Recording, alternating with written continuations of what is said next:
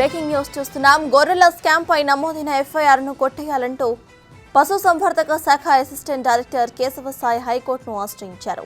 గొర్రెల కొనుగోలులో రైతులకు ఇవ్వాల్సిన డబ్బులను అధికారులు పక్కదారి పట్టించారు. గచ్చిబౌలిలో గొర్రెల స్కామ్ పై కేసు నమోదైంది. కేశవసాయి పిటిషన్ పై జస్టిస్ మాధవీదేవి విచారణ జరిపి కేసు విచారణ దశలో ఉన్నప్పుడు కోర్టు జోక్యం చేసుకోలేదని పిటిషన్ కొట్టివేస్తూ ఉత్తర్వులు జారీ చేశారు. మరోవైపు గొర్రెల స్కామ్ పై ఏసీబీ అధికారులు దూకుడును పెంచారు. ఏసీపీ డీజీ సివి ఆనంద్ ఆధ్వర్యంలో గొర్రెల స్కామ్ కేసును విచారణ చేస్తున్నారు.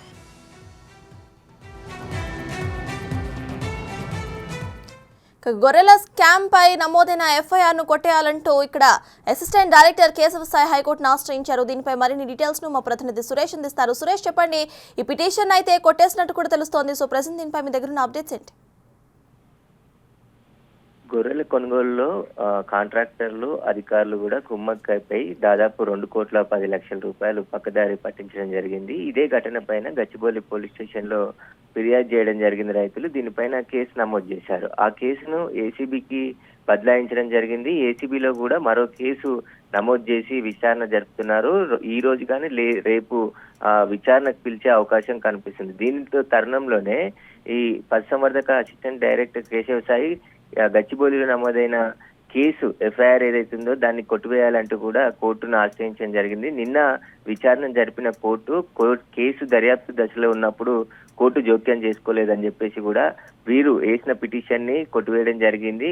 కేసు విచారణకు సహకరించాలి అని చెప్పేసి కూడా ఆదేశాలు ఇవ్వడం జరిగింది. ఇప్పుడు ఏసీబీ అధికారులు కూడా ఈ కేసు పైన దూకుడు పెంచారు. దీనికి సంబంధించి రైతుల స్టేట్మెంట్ కూడా, ఎందుకంటే రైతులకు సంబంధించిన కంప్లైంట్ ఇచ్చారు కాబట్టి వాళ్ళకి సంబంధించిన వివరాలన్నీ కూడా సేకరించి ఈ డబ్బులు ఎక్కడికి వెళ్ళాయి, ఎవరి అకౌంట్లకి వెళ్ళాయి అనేది కూడా పూర్తి దర్యాప్తు చేయనున్నారు. దాదాపు 2,10,00,000 రూపాయలు వేరే వివిధ అకౌంట్లకి దారి మళ్ళినట్టు గచ్చిబౌలి పోలీసులు గుర్తించడం జరిగింది. ఇప్పటికే ఆ బ్యాంక్ ఖాతాల వివరాలను కూడా ఏసీబీకి హ్యాండ్ ఓవర్ చేశారు. ఇప్పుడు మొత్తం ఆ 2,10,00,000 రికవరీతో పాటు ఈ స్కామ్ కి సంబంధించి ఇంకా ఎంత అవినీతి జరిగిందనేది కూడా ఏసీబీ అధికారులు పూర్తిగా వివరాలన్నీ కూడా బయటికి తీసే పనిలో ఉన్నారు. దీనికి సంబంధించి లోతైన దర్యాప్తు ఏసీబీ అధికారులు ప్రారంభించారు. ఇప్పటికే ఒక స్పెషల్ టీమ్ ని ఏర్పాటు చేసి దర్యాప్తు కొనసాగుతుంది.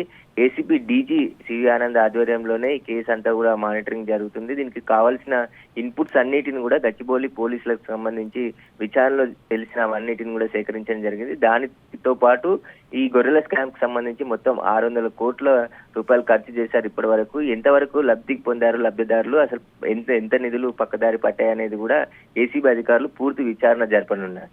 Right, thank you Suresh.